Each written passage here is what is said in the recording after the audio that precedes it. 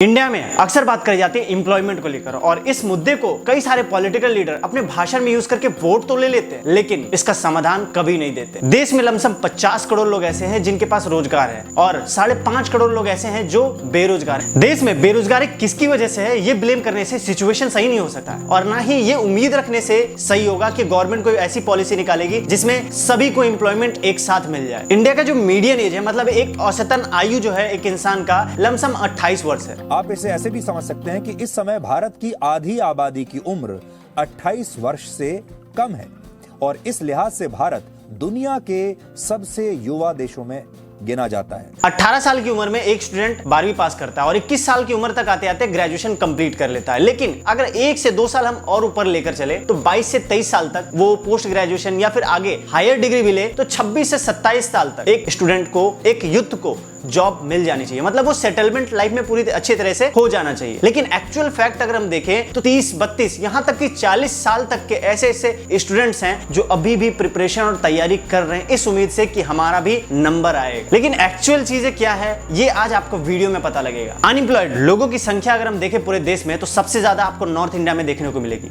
राजस्थान, बिहार, हरियाणा जैसे स्टेट्स में बहुत ज्यादा ही अनएम्प्लॉयमेंट है। लेकिन वही अगर साउथ में हम देखें, साउथ इंडिया में तो कर्नाटका, केरला और तमिलनाडु जैसे स्टेट्स में ये चीजें बहुत कम देखने को मिलती हैं। और जैसे कि मैंने वर्ल्ड पॉपुलेशन वाली वीडियो में बताया है, इंडिया का यूथ पॉपुलेशन होने के कारण इंडिया जो है ग्लोबल एजुकेशन सिस्टम में काफी इंपॉर्टेंट रोल प्ले करता है। इंडिया में 25 करोड़ स्टूडेंट इनरोल करते हैं स्कूल एजुकेशन में और 4 करोड़ हायर एजुकेशन के लिए इनरोल करते हैं इंडिया में, जो कि ग्लोबली देखें तो बहुत ही बड़ा नंबर है। ये मोस्टली स्टूडेंट इंडिया में एजुकेटेड का टैग तो ले लेते हैं लेकिन एक्चुअल में स्किल्ड नहीं होते। यानी कि हम सीधा सीधा बोले तो जो चीजें उन्हें आता है वो एक्चुअल में जॉब में काम नहीं आता है और जो रिक्वायर्ड स्किल्स होती हैं वो एक्चुअल में उन्हें आती ही नहीं। इंडिया में अनएम्प्लॉयमेंट की समस्या तो है ही लेकिन उससे भी बड़ी समस्या यह है कि एजुकेटेड अनएम्प्लॉयड सबसे ज्यादा। इतना एजुकेशन लेने के बाद भी उनकी स्किल्स एक लेवल तक है और बढ़ क्यों नहीं रही है और इससे भारत को क्या इंपैक्ट पड़ सकता है। 19% अनएम्प्लॉयमेंट रेट है ग्रेजुएशन या फिर उससे ऊपर हायर एजुकेशन वालों की, यानी कि हर 5 पढ़े लिखे लोगों में से एक पढ़ा लिखा अनएम्प्लॉयबल। और इसीलिए यहाँ पे स्किल बहुत ज्यादा मायने रखता है क्योंकि अगर आपके पास स्किल होगा तो बहुत सारे लोगों में से आप एक कदम आगे होंगे और आपके पास अपॉर्चुनिटीज बहुत ज्यादा होंगी। और मोदी जी भी यहाँ पे कहते हैं कि एजुकेशन से आपको काम का पता लगता है लेकिन उस काम को कैसे करना है ये आपको स्किल से पता लगता है। साथियों, एजुकेशन अगर हमें ये जानकारी देती है कि हमें क्या करना है तो स्किल हमें सिखाती है कि वो काम वास्तविक स्वरूप में कैसे होगा। और जो गोल है आत्मनिर्भर भारत का वो तभी संभव हो सकता है जब स्किल इंडिया डेवलपमेंट पे बहुत ज्यादा फोकस रहेगा। एक इंसान या फिर एक कंट्री तभी ज्यादा ग्रो कर सकता है जब उसके पास स्किल होंगे। आपको हैरानी होगी तो ऐसी 900 से ज्यादा स्किल निकली जिनकी हमें अपनी आवश्यकताओं के लिए जरूरत होती है। आज दुनिया में स्किल्स की इतनी डिमांड है कि जो स्किल होगा वही ग्रो करेगा। ये बात व्यक्तियों पर भी लागू होती है और देश पर भी लागू होती है।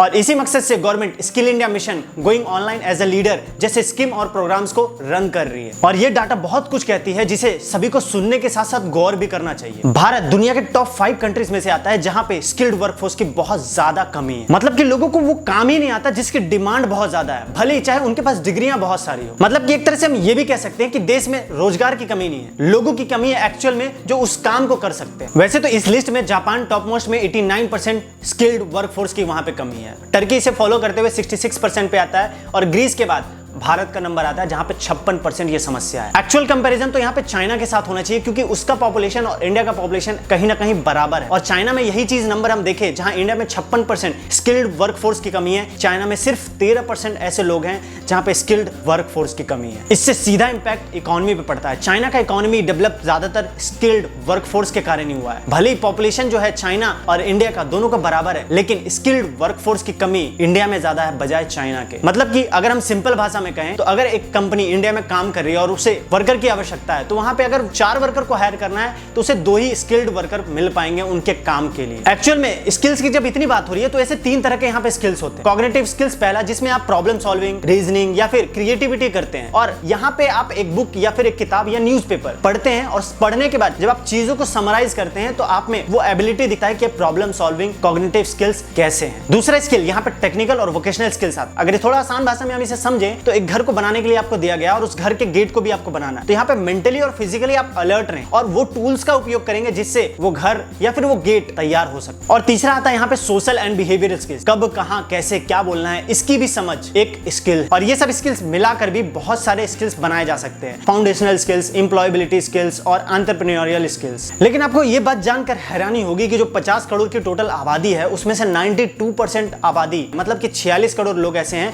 जो इनफॉर्मल सेक्टर में काम करते हैं, यानी कि जो डिलीवरी बॉय हैं या फिर कॉन्ट्रैक्ट बेस्ड वर्कर है या फिर डेली वेजेस वर्कर, ये सभी लोग इस कैटेगरी में फॉल करते हैं। और भारत के इन्हीं 50 करोड़ वर्कर में से जो काम करने वाले हैं, इसमें से 31% यानी कि 15 करोड़ ऐसे लोग हैं जो आज तक स्कूल भी नहीं गए। 50 करोड़ में से 6.5 करोड़ मतलब कि 13% लोग ऐसे हैं जो 5वीं क्लास पास है, और सिर्फ 2% फॉर्मल वोकेशनल ट्रेनिंग, मतलब कि स्टेप बाय स्टेप, पहले 12th ग्रेजुएशन, फिर पोस्ट ग्रेजुएशन या फिर जो रिक्वायर्ड होती है स्टेप्स, उसको कंप्लीट करके उन्होंने वो पोस्ट या फिर वो जॉब को लिया है, जिसमें से 1 करोड़ आबादी आती है। और 9% तो ऐसे लोग हैं जो इनफॉर्मल सेक्टर में काम करते हैं, मतलब कि काम में ही उन्हें काम सिखाया जाता है। अगर वो जॉब पे लग गए तो वो जॉब करते करते वो अपना काम सीख जाते हैं। मतलब कि 50 करोड़ लोगों में से मोस्टली लोग अनएम्प्लॉयड। और हैरानी की बात यहाँ पे ये है कि 1.5 करोड़ लोग सालाना जो काम के लिए तैयार होते हैं वो इस नंबर में जुड़ते चले जाते हैं, और सालाना लमसम 10 से 15 लाख की जॉब निकलती है। बाकी के लोग जाते कहां हैं? और अगर स्किलिंग इशू को रिजॉल्व नहीं किया गया सही समय पे तो ये इंडिया का डेमोग्राफिक डिविडेंड सिर्फ कहने लायक रह जाएगा। डेमोग्राफिक डिविडेंड यानी कि अगर आप स्किल डेवलपमेंट पे ध्यान नहीं देते तो बहुत ज्यादा इंडियन इकोनॉमी पे इंपैक्ट पड़ेगा। अगर स्किलिंग इंडिया को सही समय पे रिजॉल्व नहीं किया गया तो बहुत बड़ा प्रॉब्लम क्रिएट हो सकता है एक कंट्री के लिए। और उसके लिए आप ये एग्जांपल से अच्छे से आप रिलेट कर पाएंगे। अगर आपके घर में 6 फैमिली मेंबर्स हैं जिसमें से 1 कमाने वाले, बाकी 5 खाने वाले, तो क्या होगा उस घर का हालत आप अच्छे से जानते हैं। Same as it is situation अगर कंट्री का हो जाए तो क्या होगा, उस कंट्री की हालत भी आप अच्छे से जानते हैं। मतलब कि काम करने वाले लोगों की संख्या कम और खाने वाले लोगों की संख्या, उन पे डिपेंडेंट होने वाले लोगों की संख्या ज्यादा, तो एक कंट्री को बहुत ज्यादा लॉस झेलना पड़ जाएगा। आई होप आप इसे अच्छे से समझ रहे होंगे, क्योंकि आपके स्किल डेवलपमेंट से ना केवल आपके परिवार में बल्कि पूरे देश में फर्क पड़ता है। वीडियो इंफॉर्मेटिव लगा तो लाइक जरूर करें, और यूथ को स्किल डेवलप करना कितना ज्यादा जरूरी है ये जानने का अधिकार वीडियो शेयर करके सभी को दें। और ऐसी रेगुलर इंफॉर्मेटिव वीडियोस के लिए चैनल को सब्सक्राइब करें और चैनल पर बने रहें।